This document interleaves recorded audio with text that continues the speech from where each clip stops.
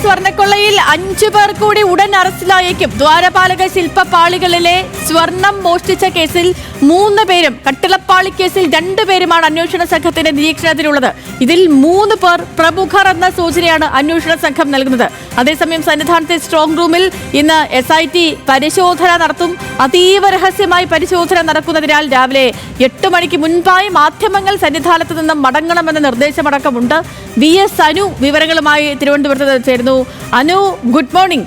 ശബരിമല സ്വർണ്ണക്കൊള്ള കേസുമായി ബന്ധപ്പെട്ടുകൊണ്ട് ശബരിമലയിൽ ഒരു വലിയ സ്വർണ്ണ കവർച്ച നടന്നു, ഒരു വലിയ സ്വർണ്ണക്കൊള്ള നടന്നു എന്ന് കോടതി തന്നെ ഇന്നലെ കണ്ടെത്തിയ ദിവസമായിരുന്നു. ആ ദിവസത്തിനു ശേഷം നമ്മൾ ആദ്യം പറയുന്ന വാർത്ത 5 പേർ കൂടി ഉടൻ അറസ്റ്റിലായിരിക്കുമെന്നാണ്. അതിൽ 3 പേർ പ്രമുഖർ എന്നാണ്.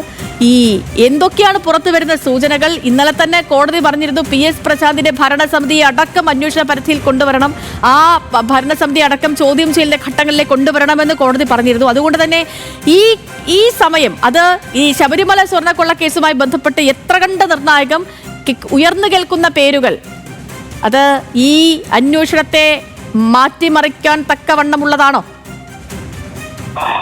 Good morning Sethu. ഏതാണ്ടാലും ശബരിമല സ്വർണ്ണക്കൊള്ളയുമായി ബന്ധപ്പെട്ട് സമഗ്രമായ അന്വേഷണത്തിനാണ് ഹൈക്കോടതിയുടെ നിർദ്ദേശം വന്നിരിക്കുന്നത്. അതായത് കഴിഞ്ഞ 20 വർഷത്തെ ശബരിമലയുമായി ബന്ധപ്പെട്ട എല്ലാ കാര്യങ്ങളും അന്വേഷിക്കണം എന്നാണ് പറയുന്നത്.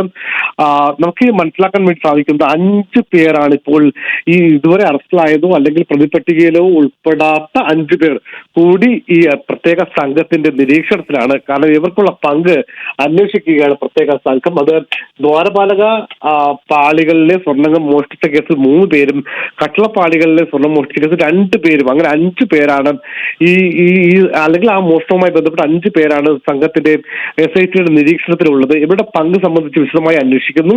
മാത്രമല്ല അക്കാര്യം ഹൈക്കോടതിയെ പ്രത്യേക സംഘം അറിയിച്ചിട്ടുമുണ്ട്. ഈ 5 പേരുടെ പങ്കിനെ സംബന്ധിച്ച് കൂടുതൽ വിശദമായ പരിശോധന നടത്തുകയാണ് എന്നുള്ള കാര്യം പ്രത്യേക സംഘം അറിയിച്ചിട്ടുമുണ്ട്. അപ്പോൾ സ്വാഭാവികമായും ഉടൻ തന്നെ അറസ്റ്റ് ഉൾപ്പെടെയുള്ള നടപടികളിലേക്ക് ക്കും എന്നുള്ള സൂചനകൾ തന്നെയാണ് നമുക്ക് ലഭിക്കുന്നത്. അതേസമയം ഈ 5 പേർ ആരാണെന്ന് വളരെ അല്ലെങ്കിൽ ഈ കൃത്യമായി പറയാൻ SIT ഇപ്പോഴും